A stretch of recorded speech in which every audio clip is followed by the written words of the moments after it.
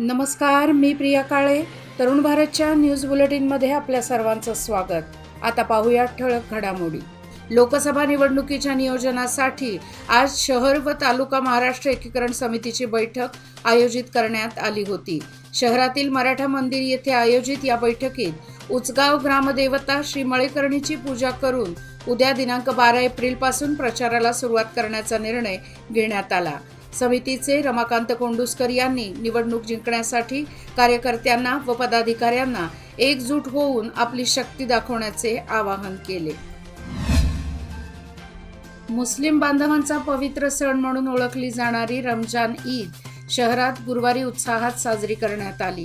पारंपरिक पद्धतीने अंजुमन येथील ईदगाह मैदानावर सामुदायिक नमाज अदा करून मुस्लिम बांधवांनी एकमेकांना शुभेच्छा दिल्या. मुस्लिम बांधवांनी श्रद्धा व भावनेने रोजे करून रमजान ईद साजरी केली. या निमित्ताने घरी खाद्यपदार्थांची रेलचेल पाहायला मिळाली. दूध, सुकामेवा व शिरखुर्म्याचा बेतही आखण्यात आला होता. गुरुवारी मुस्लिम बांधवांनी शुभेच्छा दिल्या आणि भेटवस्तूंची देवाणघेवाण करून ईद मुबारक अशा शुभेच्छा दिल्या. चंद्रदर्शनानंतर ईद शुभेच्छा देणारे संदेशही सोशल मीडियावर फिरत होते. एकूणच इस्लाम धर्मीयांचा महत्त्वाचा मानला जाणारा रमजान ईद याबाबत मुस्लिमांमध्ये चैतन्याचे वातावरण पाहावयास मिळाले. गोरगरीब आणि सर्वसामान्य जनतेच्या बाजूने काम करणाऱ्या काँग्रेस पक्षाला या निवडणुकीत बहुमत मिळवून देणे आवश्यक आहे.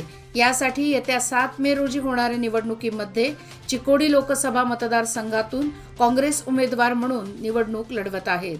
भरघोस मतदान करून विजयी करावे असे आवाहन चिकोडी लोकसभा उमेदवार प्रियंका जारकीहोळी यांनी केले.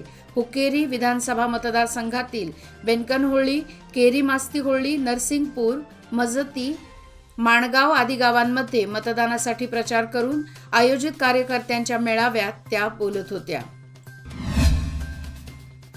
बेळगाव जिल्ह्यातील विविध तालुक्यांमध्ये असणाऱ्या मागासवर्गीय कल्याण खात्याच्या वसतिगृहांमध्ये 1804 विद्यार्थ्यांनी 12वीची परीक्षा दिली आहे.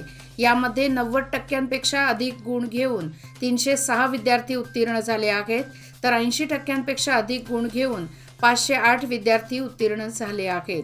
वसतिगृहांमधील 1804 विद्यार्थ्यांनी 12वीची परीक्षा दिली आहे. यामधील 1741 विद्यार्थी उत्तीर्ण झाले आहेत.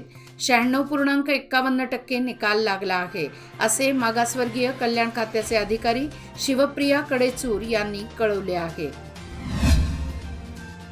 राज्य आणि राष्ट्र पातळीवर काँग्रेसने केलेला विकास आणि जारी केलेल्या विविध योजना व करण्यात आलेल्या विकास कामांची जनतेकडून मुक्त कंठाने प्रशंसा केली जात आहे.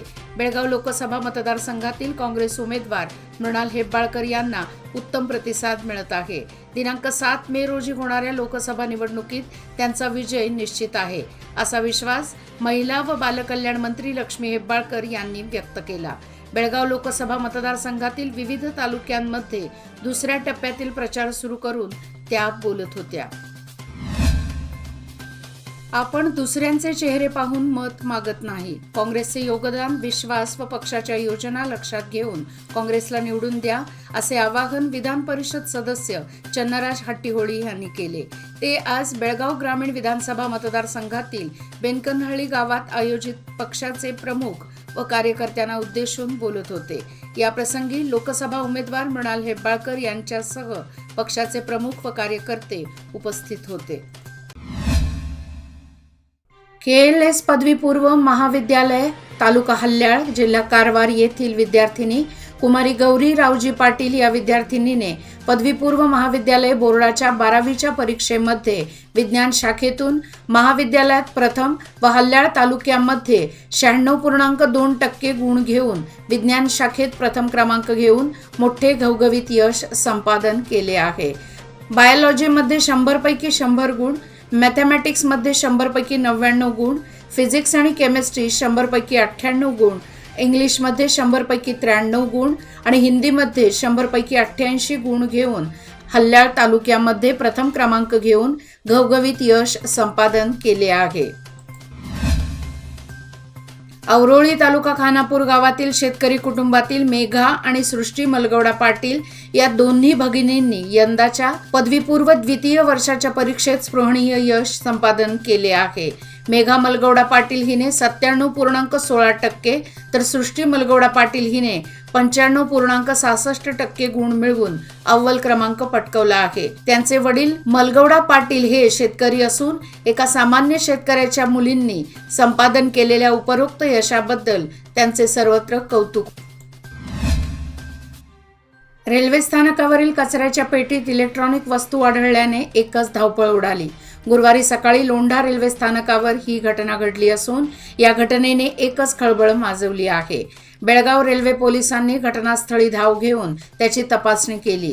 गुरुवारी सकाळी 9:30 वाजण्याच्या सुमारास रेल्वेच्या कर्मचाऱ्यांनी कचऱ्याच्या पेटीत काही इलेक्ट्रॉनिक वस्तू पाहिल्या.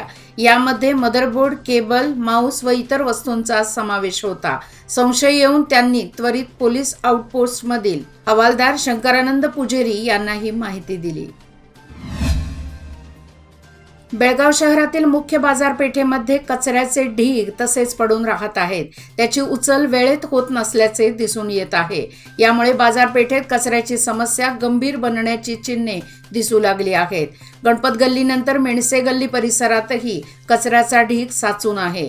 त्यामुळे या परिसरातील व्यावसायिकातून तीव्र नाराजी व्यक्त होत आहे. विष प्याल्याने अत्यवस्थ अवस्थेत सिव्हिल हॉस्पिटलमध्ये दाखल करण्यात आलेल्या हुदली तालुका बेळगाव येथील एका शेतकऱ्याचा गुरुवारी सकाळी मृत्यू झाला. मारिहाळ पोलीस स्थानकात या घटनेची नोंद झाली आहे. अशोक गंगाप्पा कारगी, वय वर्षे 53, राहणार हुदली असे त्या शेतकऱ्याचे नाव आहे. कुटुंबियांनी दिलेल्या माहितीनुसार 6 वर्षापूर्वी अशोक अपघातात जखमी झाला होता. त्यावेळी औषधोपचार करूनही त्यानंतर शारीरिक तक्रारी काही कमी झाल्या नाहीत. अधूनमधून त्याला शारीरिक त्रास व्हायचे. त्याच मनस्तापातून त्याने विष घेतले असावे. मारिहाळ पोलीस पुढील तपास करत आहेत. बेळगाव रामनगर ते पणजी या राष्ट्रीय महामार्गाचे काम कासव गतीने होत आहे. काही ठिकाणी गटार काम निकृष्ट दर्जाचे झाल्याने गटारांची पडझड होत आहे. राष्ट्रीय महामार्ग मंडळ धारवाड विभागाचे अभियंता वर्गाचे दुर्लक्ष होत असल्याची तक्रार तीनई घाट, रामनगर, जळक्याटी, अनमोड, कॅसल रॉक, अकेती गावातील नागरिकांनी, ग्रामपंचायत सदस्य व वाहन चालक यांच्यातून होत आहे. विजापूर कागवाड राजमार्ग मार्गावरील तेलसंगदड्डी येथे बेकायदा जमीन उत्खनन करण्यात येत आहे. त्यामुळे परिसरातील 200 घरांच्या भिंतींना तडे गेले आहेत. परिणामी तेथील नागरिकांच्या जीवितास धोका निर्माण होण्याची शक्यता आहे. याची गांभीर्याने दखल घेत सदर काम थांबवण्यात यावे, अन्यथा लोकसभेच्या निवडणुकीत मतदानावर बहिष्कार घालण्यात येईल असा इशारा तेलसंगदड्डी येथील नागरिकांनी दिला आहे. या मागणीचे निवेदन आथणी येथे तहसीलदार श्रीमती वाणी यू यांना दिले आहे. लोकसभा निवडणुकीच्या पार्श्वभूमीवर निवडणूक यंत्रणा आता अधिक सतर्क होत चालली आहे. अशा परिस्थितीत मुख्य व सहाय्यक अशा पातळीवर कर्मचाऱ्यांची नेमणूक करण्यात आली आहे. मतदान होईपर्यंत अधिकारी व कर्मचाऱ्यांनी आपल्या कर्तव्यात कसूर ठेवू नये. एकही मतदार मतदानापासून वंचित राहणार नाही याची काळजी घ्यावी. जे कर्मचारी सेवेत कुचराई करतील त्यांच्यावर कारवाई करण्यात येईल. नागरिकांना सुरक्षित मतदान करता यावे यासाठी प्रामाणिक सेवा द्यावी अशी सूचना जिल्हा पंचायत कार्यनिर्वाहक अधिकारी व निवडणूक अधिकारी राहुल शिंदे यांनी केली. ते SK हायस्कूलमध्ये प्रशिक्षणार्थी अधिकाऱ्यांच्या मार्गदर्शन शिबिरात बोलत होते. निवडणुकीत आपल्यावर दिलेली जबाबदारी सर्वांनी यशस्वीपणे पार पाडावी. केंद्रीय निवडणूक आयोगाच्या नियमानुसार काम करावे. सर्व अधिकाऱ्यांनी आपापसात समन्वय ठेवावा. प्रत्येक बूथवर PRO व APRO यांनी मतदान प्रक्रिया प्रामाणिकपणे पार पाडावी. तसेच आदर्श आचारसंहितेची अंमलबजावणी करावी असे आवाहन निवडणूक अधिकारी सत्यनारायण भट यांनी केले. निपाणी येथील KLE संस्थेच्या GI बागेवाडी महाविद्यालयात निवडणुकीसाठी नेमणूक केलेल्या कर्मचाऱ्यांच्या प्रशिक्षण कार्यक्रमाच्या वेळी ते बोलत होते.